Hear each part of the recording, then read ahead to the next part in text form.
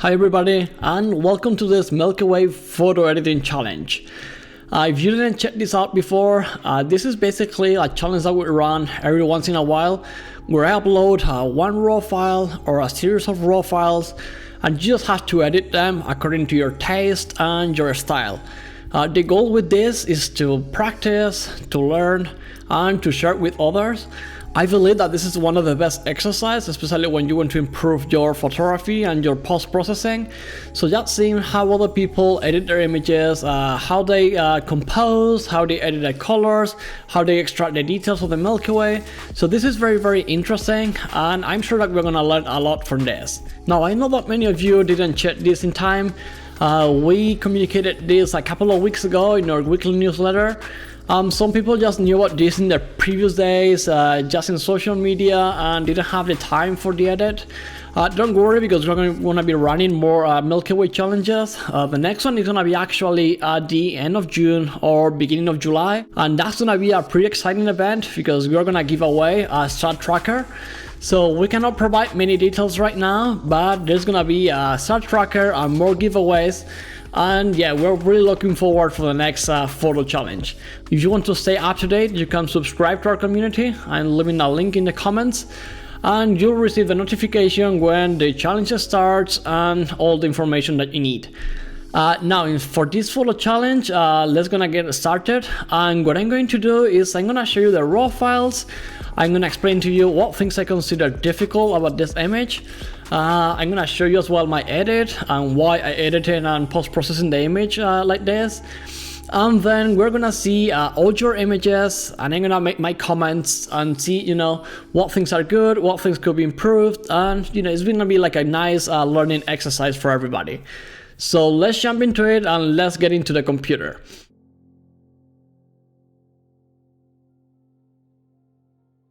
Yeah, and as I said, the first thing I'm gonna show you are the raw files. So this is a panorama that I captured last month in the Mojave Desert in California. And what we have here is a series of images and taken with my Sony a7R IV and the Sony 20mm 1.8. This is a series of 10 images. So it's 1, 2, 3, 4, 5, 6, 7, 8, 9, and 10. We have 10 images in total, vertical images. And my goal with this was to create a Milky Way panorama, having one of the elements in the middle, especially this tree. We have all these Joshua trees in the horizon, and that was one of my goals, to have all the trees cut in the horizon to add more interest. And regarding the settings for these images, this was taken at 13 seconds, f1.8, and ISO 6400. Now, the reason to use these settings is because I wasn't using any tracker. I didn't want to stack. I just wanted to make like some test shots, and I decided to go very quick with these settings. I was using 13 seconds because with this camera, the Sony a7R IV, we have 61 megapixels, so they are very big files. Probably many of you noticed when you are post-processing that your computer was running a bit slow. My computer just takes off like a jet when I'm editing panoramas. So I was shooting with this, and as you can see here, even at 13 seconds, some of the stars are like trailing. So the limit for me shooting with this camera, this lens, and this aperture is 10 seconds. If I shoot anything above 10 seconds, it's gonna be trailing. Here, 13 seconds can be, 13 seconds is fine, it's something I can manage. So I saw 13 seconds, f1.8, because I have to open like wide open to get a maximum light in my lens and my sensor. And then 6400, I could go over this ISO, but if you increase the ISO over this limit, the image is gonna be very noisy, and I didn't want to deal with too much noise. So these are the settings, are a bit extreme, and that's one of the most difficult things about this image, that the settings are a bit difficult. The nice thing is that the image is very simple to stitch and to edit. This is a single shot panorama. There's no blending, no stacking, and no difficult things. So that's pretty easy. Now, getting into the images, as I said, we're gonna see different things and what I consider like important things in a Milky Way image. So in this case, for example, the first thing we're going to discuss is the panorama, about the stitching and how we can stitch the panorama. Secondly, we're gonna get into the composition. This is one of the most important things, and you're gonna see very interesting examples in the images, like how different people compose in a different way, even having the same shots. Then we'll move into the foreground. That's something important in the image.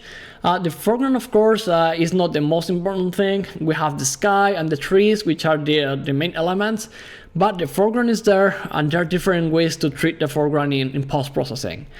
After this, we'll get into the most important thing, which is the Milky Way structure, like all the details, the stars, the nebulas. And lastly, we will check the colors, which is the last important thing. So this is the area where I saw more issues in the post-processing and in your images. Like some of them have like problem with the colors, like color cast, or all the other issues that we will check later. So that's another important thing to check, the colors. And we're gonna see all of this in the different images. And now, starting with the panorama and the stitching, here I saw that most of the images, I would say like maybe 70–80% of them, were stitched with Lightroom. And now Lightroom is a great software for stitching panoramas. I really like it. It's very good, especially in the last editions, in the last versions. It's like a very good stitching software. The problem is that when you're stitching Milky Way panoramas, there's a big issue. We only have 3 different perspectives to choose. So we have the spherical, the cylindrical, and the regular perspective. When you are taking vertical Milky Way panoramas, you will notice that the only way you can merge your images is with the spherical. And what the spherical perspective does is leaving the Milky Way arch very flattened on the top. So you will see that your Milky Way is gonna look like a stretch and with the arch very low. So that's one of the issues, and that's what we got here. This is, for example, I run the test, stitching the panorama in Lightroom, and this is what we got. So as you see, we have the panorama. It's nice because Lightroom doesn't have any seams. The light looks very uniform.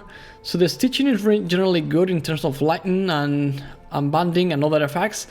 But the problem is that we have this kind of Milky Way very close to the top and very flattened. Now the second option is going to Photoshop. The nice thing about Photoshop is that we have more perspectives to play with. So we can, for example, use the automatic perspective like here, where we have a Milky Way with more room on the top, and the Milky Way arch is gonna look nicer. So I usually prefer Photoshop to Lightroom. However, there are some things and some cons to consider when you are stitching in Photoshop. As you see, it's generally a bit darker compared to Lightroom. And then secondly, sometimes in some situations you can find the seams in the panorama. So in this example for here, we have, for example, a different lighting from the light pollution going to the right. And maybe it's not really noticeable at this distance, but if we zoom out, you're gonna find that here, for example, it's very evident that we have one seam. And it's like a darker area in all this section of the image. That can look like, that maybe doesn't look like a big problem, but the thing is that when you're editing and you have this issue here, once you go to the edit module and you start adding clarity and you start adding contrast and other things, you'll see how this seam is gonna be more noticeable. So you have to be super careful when you stitch panoramas in Photoshop, especially with the stitching and when you have different lighting. Now, the third software and the one I used and my favorite software for stitching Milky Way panoramas is PDW. This is a third-party software just specifically designed for Milky Way panoramas. And what this software does is stitch the panorama and offers more perspectives and more advanced techniques like masking and assigning control points. So PDW is gonna stitch basically anything. Even horizontal images like my last Milky Way image from the valley. This image, for example, was taken like with 4 horizontal images in the sky. I ran the test and Photoshop and Lightroom couldn't stitch this. So I just went to PDW and I could stitch the sky and had like a beautiful Milky Way arch. So when you run into issues or if you want to have like a better perspective, PDW is gonna be much better. Then the other thing what I like PDW is because it's much faster. So I just actually control my clock. Lightroom and Photoshop took me about 10-11 minutes to stitch a panorama. With PDW was just 90 seconds. So there's a huge difference in the time process that you are doing with this. And Lightroom and Photoshop are gonna be much more time consuming. Now the other thing is that it's rolling right now. As you see, we don't have any seam here. All the lighting is very uniform. There are no strange things in the panorama. And if we compare, for example, to Lightroom, you can see that in Lightroom, the sky is very flattened on the top and it doesn't look very nice. I mean, if you compare with this panorama, there is a big difference. And the other is Photoshop. So for example, if we compare again PDW with Photoshop, you're gonna see that the actual perspective is pretty similar. We have a non-Milky Way arch in both images. The problem is this that we commented before. In Photoshop, you're gonna have this black line here in this area. So you have to be very careful with that. And that's what my go-to option with this was PDW.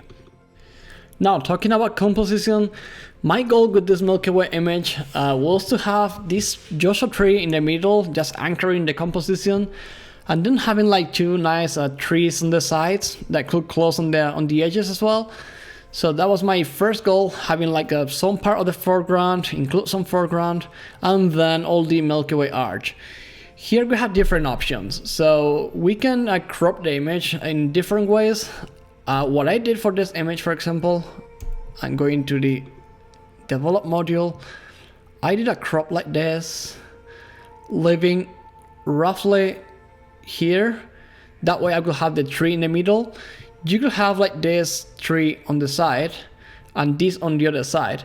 And I saw that when you have like some interesting elements, like in this case, this tree especially, which is close to the light pollution, then it's gonna be very noticeable if you crop it out. So I don't recommend cropping when you have like interesting elements. And I saw that in many images, like these trees were cropped, especially this one here. So you can crop this tree a little bit, it's not gonna be very noticeable, but you have to be very careful with this tree. So that's one thing, and this is roughly the same composition that I adjusted, leaving some room in the top, but having like a nice Milky Way arch, and then having these two trees on the edges, just framing the composition. Then regarding the Milky Way structure, there's a ton of data to work with here. Even though it wasn't shot with a tracker, here you can get like many details in all these colors and nebulas, and there are so many things to do with the Milky Way. So that's something interesting, and you'll see that some people manage to get like very interesting details in the Milky Way. Lastly, in terms of colors, the image doesn't look very colorful now, but if we increase, for example, the vibrance and the saturation, you'll see that some of the natural colors will pop out, and here we'll have all the warm, nice tones in the Milky Way galactic core, some of the colors in the nebulas, in the Lagoon Nebula, and all these purple nebulas here. Also in the Antares region, we have these nice yellow and blues. We also have the light pollution, which can, we can use the light pollution for adding color to our image. And also the air glow, and this is one of the things that not many people did in the edit. The air glow is something very nice, and if you're lucky to capture the air glow in your image, it's something that I believe that you should enhance and try to boost a little bit. Not many people took care about the air glow, so those are the things that we can manage with the colors. So now we're gonna start with the actual comment on the images and all the photo reviews. We actually received like a ton of images. We weren't expecting that many images. So thank you to all of you for submitting your images and taking part. We got so many images that I won't have the time to comment and review all of them like in depth.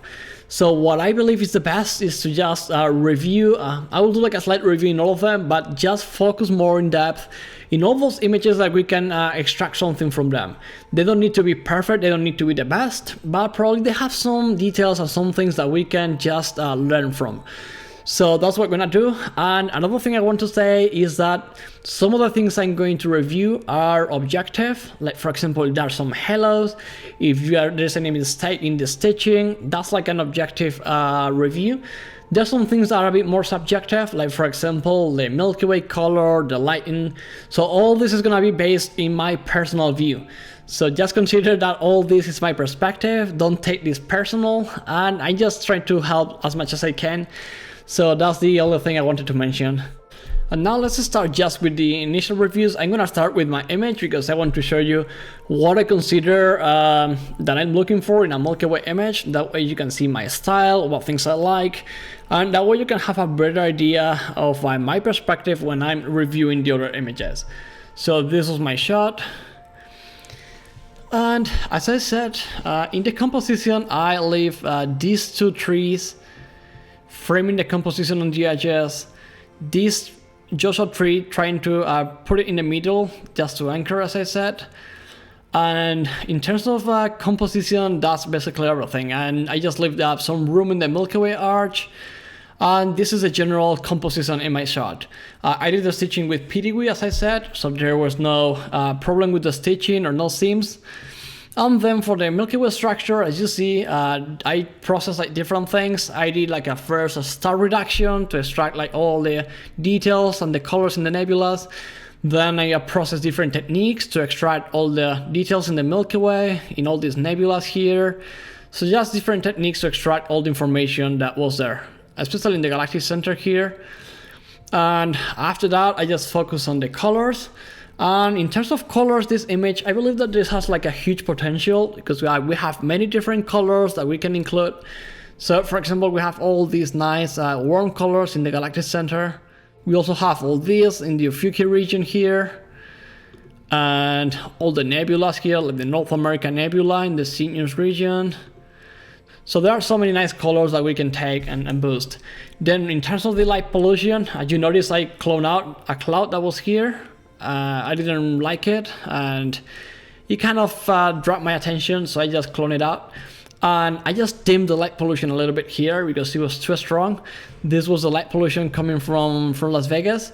So I just dimmed down the light pollution and boosted here a little bit because I like these oranges and yellows just to create a transition from the warmer tones to the cooler tones. And that's something I believe that any image should have, especially now Milky Way arch that we are covering a wide area of the sky. It's nice to have like transition. So for more contrast to less contrast, from warmer tones to cooler tones, and from warmer tones to here to cooler tones on the top. So always try to create transitions and more, different layers and different depth, and that will your image I think will look nicer. For the foreground, I didn't want to do like a very heavy edit. I just wanted to have like some detail, but the problem is that the foreground was very noisy. It shot like a very wide aperture and high ISO, so we couldn't extract a ton of detail here. For this, I recommend doing like a stacking, blending, or tracking, or whatever. But yeah, make sure that you are doing all the techniques for the foreground. And in cases like this, we don't have any chance, and we have to edit this. You have to be extra careful. I applied Topaz the Noise AI to reduce the noise. This is a third-party plugin. I know that some of you applied this because you told me in the comments. And it was a very big change after applying the Noise AI. I took like a lot of detail and I suppressed the noise here. And then just playing with luminosity masks, I just illuminated some details in the foreground, just to have the feeling of having some structure in the foreground as well. I don't want the viewer to pay attention to the foreground. I prefer to pay attention to the sky and my trees. So the foreground is just something that to complement the rest of the image. But don't forget about it, because in many images I saw the foreground either completely dark or either like too lighted. So be careful with the foreground, and that's also something that I applied here. And that's basically everything. We're gonna jump directly into the images. There is no order for this. I'm going to review them just in the order that you sent to me. So we're gonna start with the first.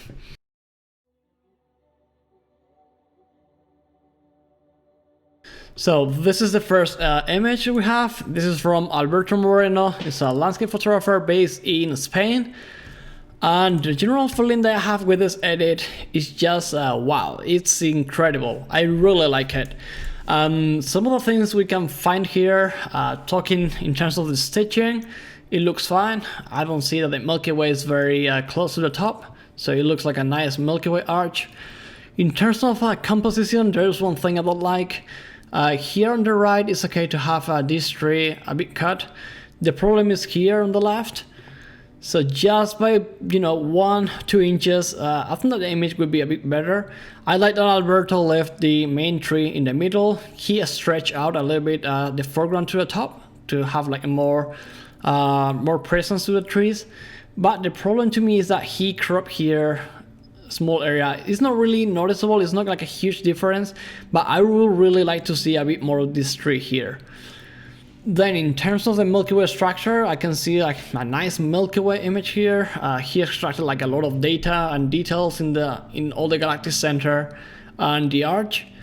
And the only cons that I can say about this image, and again this is something personal because the color is something very personal, is that the Milky Way galactic core looks too magenta to me. This is something I found in many images, and for example, if we look at the Lagoon Nebula and the Omega and Eagle nebulas here, they're magenta, so that's okay. The problem is that all this area in the galactic center is usually, by nature, is a bit warmer and not that magenta, so that's something that it's difficult for my eye to grasp. And another one here is the Antares region. Some of these stars have different colors, so this is like a kind of more blue, and I can see the blue here. Also, the light pollution, I like the kind of glow that he created here in this area. The problem is that when you enhance the light pollution too much, the viewer's eye can go directly here, and our focal point should be the tree and the Milky Way, and that's my perspective and my point of view. And here, at some point, my view goes directly here to the light pollution. So that's why I decided to dim it and tone it down, but it doesn't look too bad here, and there's a nice tonal separation between the light pollution and the blue. The only thing I don't like, as I said, is some colors here in this area. So second image is this one from David Ross, and in this image from David, I found a few things. I don't know where he stitched the panorama. I think that the Milky Way arch is a bit flattened, as we said. Probably he has stitched the image in Lightroom.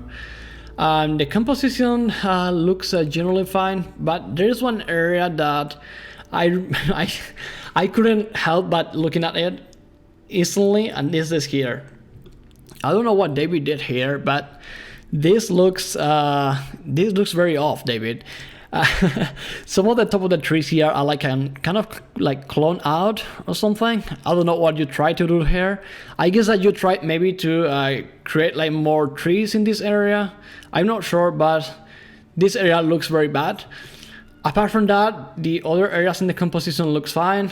There's no seams in the composition, and the colors, you got some warm colors here in the galactic center, which is nice. But the sky to me looks like too blue. Again, this is something personal, I will say like 1,000 times, but it looks too blue, and the foreground maybe with too much light. Another thing I don't like is that the light pollution, I think that you try to reduce the light pollution, and the light pollution, when you try to reduce it, decreasing the saturation and doing other techniques, it can have like a kind of a browny look, and I think that that's what happened here. If you notice, the light pollution looks like a kind of a browny gray patch, and to me that looks worse than the actual light pollution. So that's something that you have to check out. And also the air glow, you're killing the air glow doing this kind of desaturation. So just a few things to check out, but generally I like the image. Next one here, this is from JL. He's based in Australia, and he's sending this image that, again, I have this feeling that it's like an overall beautiful atmosphere and beautiful image. I like the composition. It's like a perfect composition with the trees on the edges, and they are not cut. Nice space in the top on the Milky Way. Beautiful tree in the middle. So nothing to say about the composition. To me, it's just perfect. Then a few things regarding the foreground. I think it's just fantastic the way JL worked in the foreground. This looks pretty clean, and I think it's one of the best foregrounds I've seen in all the images. It doesn't look noisy, but at the same time it has like a ton of detail, especially in these bushes here. and all the trees have like the nice green colors. So I love this foreground, and it has like a very nice feeling. And then in terms of the Milky Way structure, I can see like a nice star reduction, beautiful structure in the Milky Way with nice details. And in terms of colors, I think it's also very nice. We can find different colors and a nice transition from warmer tones in the light pollution to cooler tones on the top. And also one of the details that I like about this is this area in Antares region. So JL painted and did all the alpha simulation. This is a more advanced technique if you are starting out, but there is a way to simulate all the alpha channels that the camera cannot capture, or all the astro modified cameras. And I like the alpha channel simulation that he did here. The only thing and only cons that I can say about this image is about this area, the colors in this area. As you know, when you are closer to the light pollution, all the nebulas and all the details and all the colors are not gonna be very vibrant. And here I can say that, for example, the North America nebula, which is this one, has the same color and the same vibrance as all these small and fainter nebulas. So I think that, you know, toning down and decreasing the saturation in all these nebulas on the left, the image will be much more in balance. But it's just like a tiny detail. In general, I really love this edit. Now we're moving into this one here. This is from Pablo Truvia. And this image from Pablo is, in terms of the composition, again, I really like it. This tree is cut here, but it doesn't look that bad. If you are cutting a tree, I think it's best to cut from the middle, not from the branches. So this doesn't look too bad. And the composition is fine. Then in terms of the sky, I think this is one of my favorite skies in all the images. It's maybe because it's the style that I usually follow, like having like a wider star reduction with more structure, with more colors. So generally, I really love this night sky. I think it's one of the few that where I can see like a nice color in the galactic center, like all the warm tones here. There is also some channel and color simulation here in these areas. And generally it's very nice.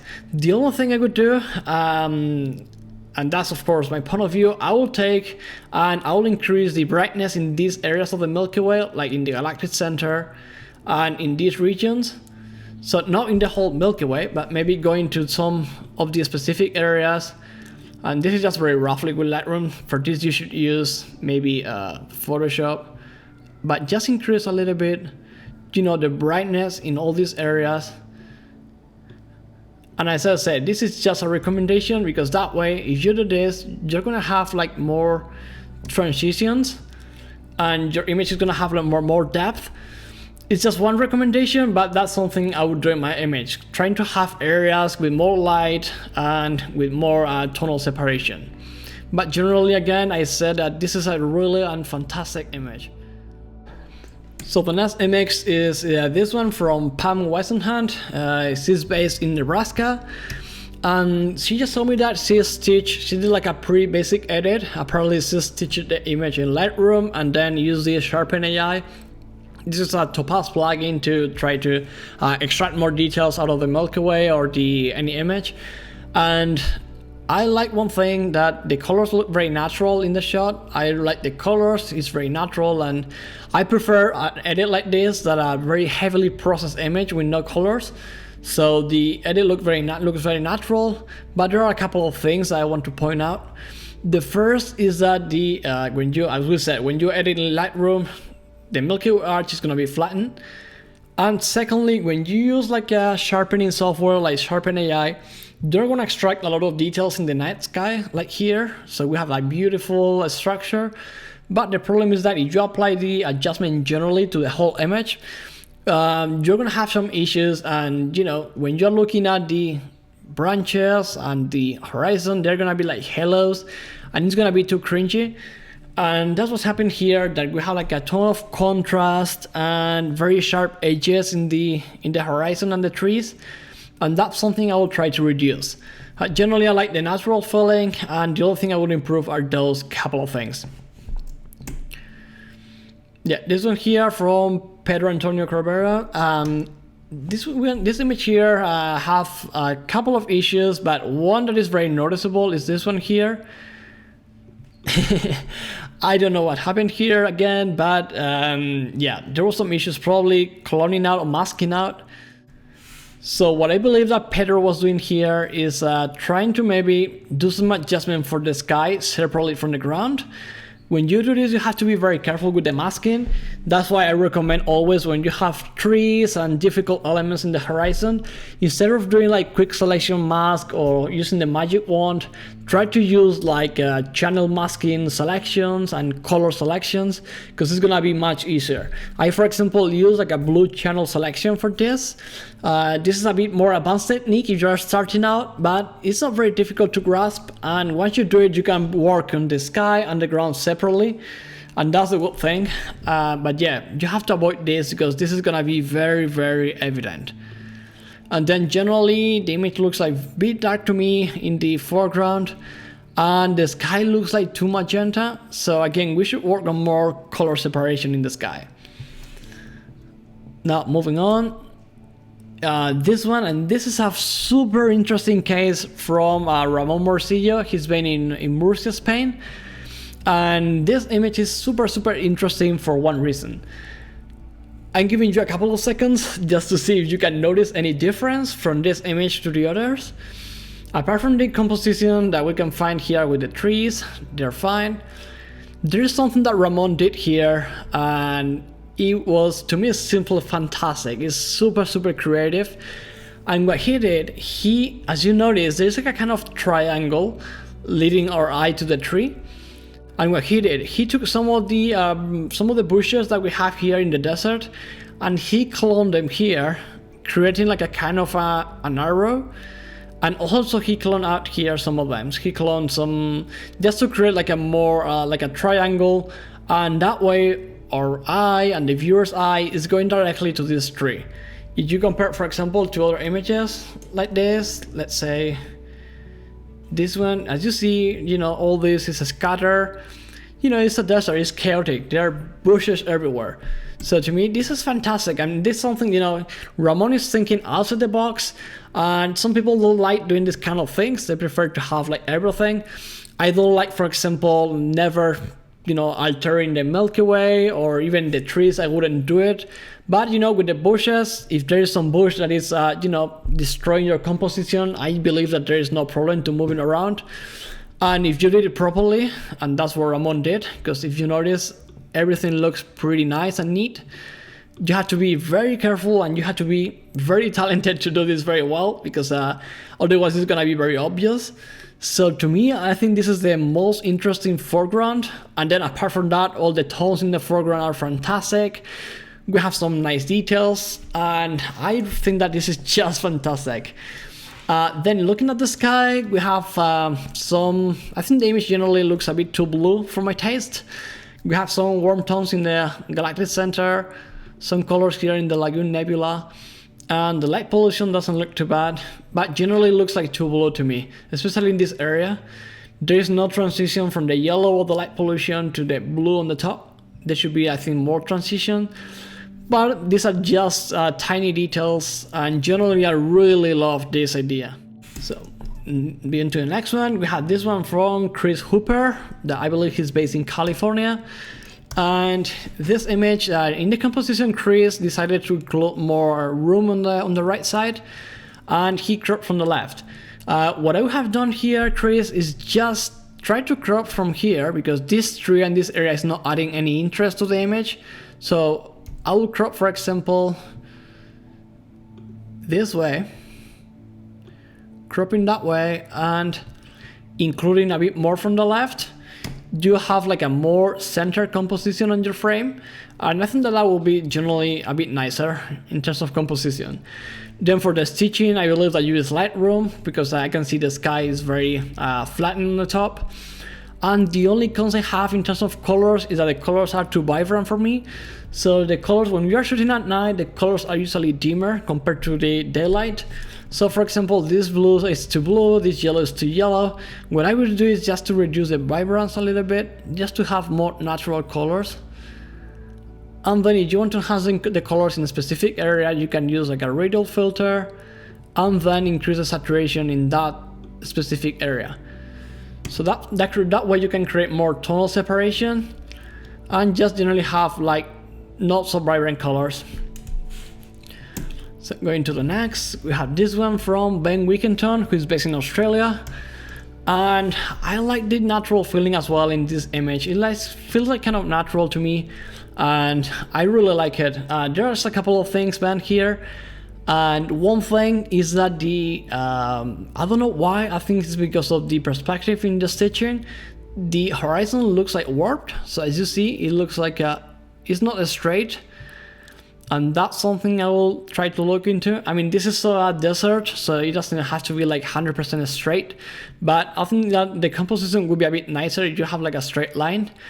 And then the second thing is that I can see like a huge difference in the tonality in the foreground. So here is very green and here is very yellow. So what I would do here is try to compensate. Maybe you can work this area specifically. If you have green, you can add more magenta to compensate, and maybe some yellows, and that way you can create like a more uniformity in your image. Also, I will try maybe to reduce the light in this area. All this area here looks like too bright to me. And also some of the trees can be a very have like a very big contrast. Like for example, here we have some details, but if I move to the top of the tree, it's like very dark. So be very careful with the top of the trees, because I can see that they are very dark. I believe it's because you use maybe one of these filters or something like that. So be careful when you are applying this kind of transitions, and always mask your images. So going to the next is this one from Francois Baird, based in Luxembourg. So this image from Francois is, I like the composition as well. It's a bit different. The only problem again is the top. I think that she didn't leave much room on the top for having more breadth for the Milky Way. And then the biggest issue with this that I can see is that the galactic center looks like very dark.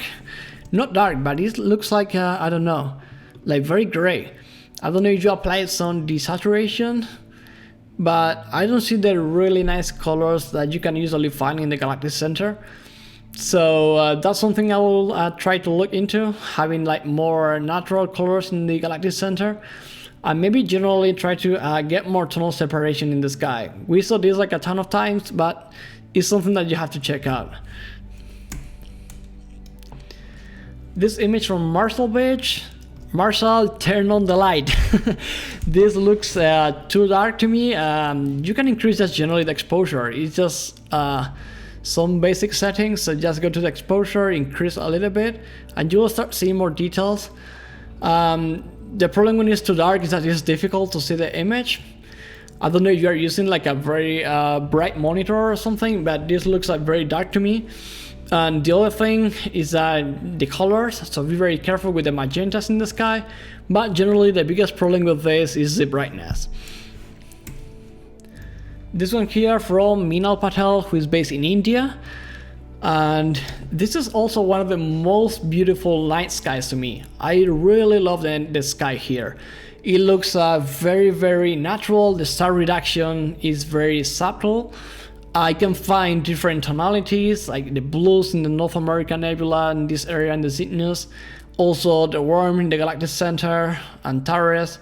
Generally looks very nice. One thing I will try to do is to dim down a little bit the light pollution here. It looks maybe too strong to my taste. And also I think that in the foreground the contrast is too heavy for me as well. So probably trying to reduce the contrast in the foreground. This one here from Isaiah Marco, he's based in Italy. Again, composition is not too bad, he's cropping the tree, but it can be okay. And the only thing with this one here is again the color. And I can see that the Milky Way looks like gray. I don't know if he saturated the Milky Way here, because all the sky has like a neutral blue color, and then all the Milky Way looks like very gray. So I will be very careful with this, try to include more color separation in your sky. And the foreground looks nice to me. You managed to get some nice details, and maybe I will try to reduce the brightness in some areas, but generally it looks fine to me. This one here from Michael Sullivan. This is a couple of things. Michael, one of the things I will try to fix just instantly is this one here. I think that you've blown out the light pollution, and as you see, there's like a big contrast and there's like a color gradient, like a pinky color gradient from the light pollution to the Milky Way. So careful with that. And then as you see, you are blowing out the galactic center, and that's something very important because this is one of the most important areas of the image. When someone is opening the image, it's gonna look directly here. So try to pay attention to those areas and also darken a bit the foreground. So even creating like a very quick radial adjustment, you know, you can just get this and just reduce the exposure to have like a more balance in the image, because the top of the sky is dark, so this area in the foreground should be dark as well. Yeah, the next one is from Josue Friedrich. Jose here has a nice night sky. I like the star reduction. I can see all the details in the structure of the Milky Way. Composition is nice. Again, I wouldn't have cropped this tree. If you crop from the middle, don't crop from these branches. And one thing I like that he did is extracting the colors in the Z of Yuki here and all this region. One of the things I don't like is in terms of the color, this area looks like too blue, so there is no color separation. And then in the galactic center, there are some areas with kind of a red and gray patches. I don't know the reason for this, what thing you did in the post-processing, but something went off here, so just pay attention to that. This image from Shannon Bolisek. Shannon is based in Seattle, Washington, and she tried a different composition here, and actually it's funny because one of the other participants, he took the same decision to crop from there. It's interesting because you crop the same way. I'll show you later. It's the same crop, and I like it. I kind of like it, and you know, it's different. But the good thing is that you left this tree framing the composition and the Milky Way galactic center on the right. And that's something else, you know, another example to think outside the box. I'm saying create a panorama, but it doesn't need to be like a whole arch. It can be like one of the areas, leaving out the light pollution and including different areas of the Milky Way. That way the viewer can focus attention more in the galactic center and in the main trees. So that's a nice decision. I like it. Couple of things I don't like about your edit, Shannon. First thing, I can see something strange here. I think it's because of the stitching, all this line separation. There is something there. I'm not sure what it is, but there's something there. And the second, I think that you blew out the galactic center. Be very careful when you are editing and increasing the light and exposure in the galactic center, because if you blow out, what happens is this, that you don't have any colors. So all the stars and everything looks white, and you won't have any colors in your night sky. Again, if this is like a personal artistic choice, that's fine. I wouldn't say anything about it. But if you want to have like a more neutral and natural image, you should pay attention to that. This one here from Chris Peloquin, based in Phoenix, Arizona. I like this image. The composition is very, very nice. It's beautiful. I like how these trees are framing, the proportion, and I really like that the Milky Way arch is quite beautiful with enough room on the top. So it's a nice composition. And in terms of colors, again, I can see nice separation from the light pollution to the top. So that's nice, but I can see many color separation in the Milky Way. So all the Milky Way arch looks the same. Then the other main issue that I can see is that it looks like you created like a radial filter or something in the middle, and there's more light in the middle. So my view is going directly to this area in the middle when I open the image. And I believe that the viewer's eye should go directly to the galactic center and the Milky Way. And I believe that you created like a kind of a gradient, because this area on the top of the tree is completely black and this is green. So I believe that you created like a gradient filter and just darken the image. Be very, very careful when you are doing that, because what happens is this issue and you have to mask this out. But generally the composition and the filling, I like it. It's a good job. This is the other one I was commenting. This is from Gregory Murray, who's based in Canada. And he followed the same composition as Shannon. He did like a nice, something different. I like this, seeing different ideas. I think I will have cropped this tree just to include this area of the Milky Way, leaving out this. Then in terms of the colors, I like some areas like this one here with the magentas in the North American Nebula and all this region. All this area here in the airglow looks like a kind of lime in terms of like green. So that's something to check out. But apart from that, I really like the colors in some of the regions in the night sky. Then the foreground, I think that looks a bit darker to me, but that's something personal, and maybe Gregory preferred to have a foreground like this, but I will try to increase the light in the foreground. This one here from Bob Tritold, and this one here, there are two main issues. First, cropping the tree, and then the color again of the Milky Way. It looks like too purple and magenta to me, so again, no color separation. And also you can see the stitching here from the Panorama, so be very careful with these seams. And also the trees look very dark, so I think that I will try to create at least more light in the horizon. So if you decide to have like a more silhouette in the trees, at least try to create more light in the horizon. That way your trees will stand out a bit more, and try to have like different tonalities and brightness in the sky. Next one here from Andrew Rivera in Chile. And here I can see a few things. I think that he did here some star reduction, because I can see some seams here, and that usually happens when you do like a strong star reduction. Another thing is that I like the air glow here. It's one of the few images where I can see the air glow, but there are some colors that are a bit off. Like for example, this magenta here is a bit strange in light pollution, so be very careful with this area. Also in the tree, there is something strange here, because I can see some of the trees are blurred, some are very sharp, so I don't really understand this, how it's possible. I believe that it's something related to the stitching, but I'm not sure what happened there, and it's something that you should check out. This one here from Darren Dreesen. Darren, nice composition, I like it. You darken the top, which can be nice, and the composition is nice, but there's one thing that I noticed, and you have to be careful, and that's the halos when you're masking. Look at this. If you zoom in, you're gonna see a ton of halos in all the areas surrounding the Joshua trees, especially on the right side. So you have to be extra careful with this. I know that this was a very difficult masking. It was one of the most challenging things in the image, so you have to be very careful with that. And apart from that, I would probably try to do like less texture in the Milky Way. So you can increase the texture in the Milky Way, but not in the overall sky.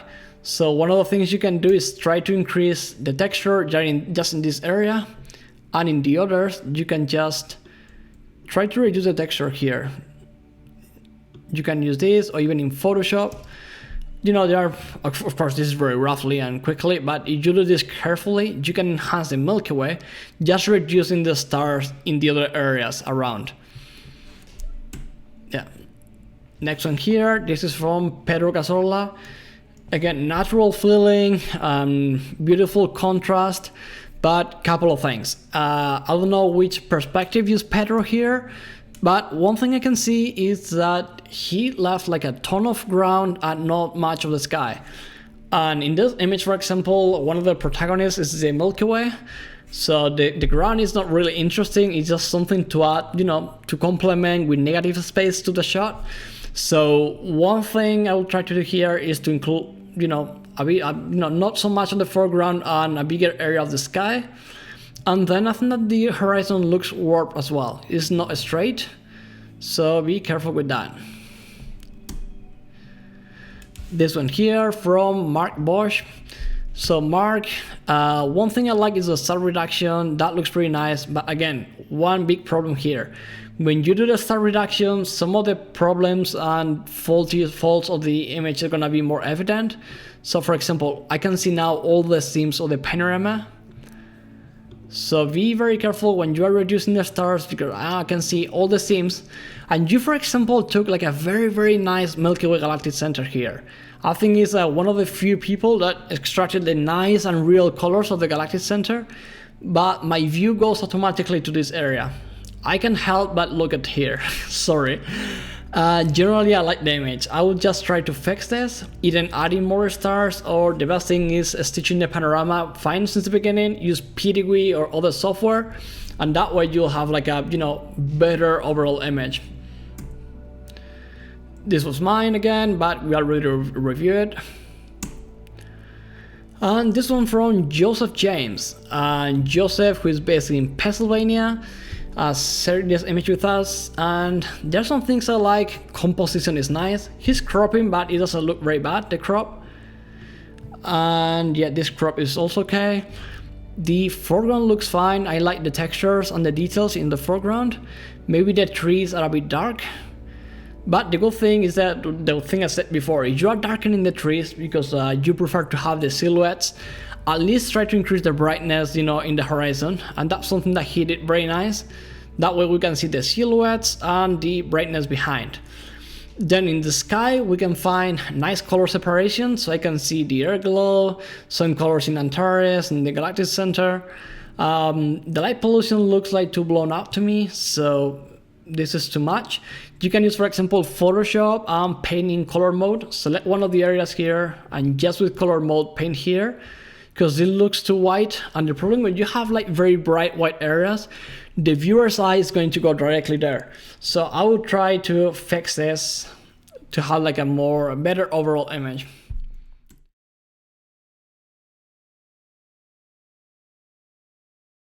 And that was the last image, and that's basically all the edits. So I really love all your edits. It's gonna be super interesting and nice to see how you edit your images, how you do different compositions, different techniques.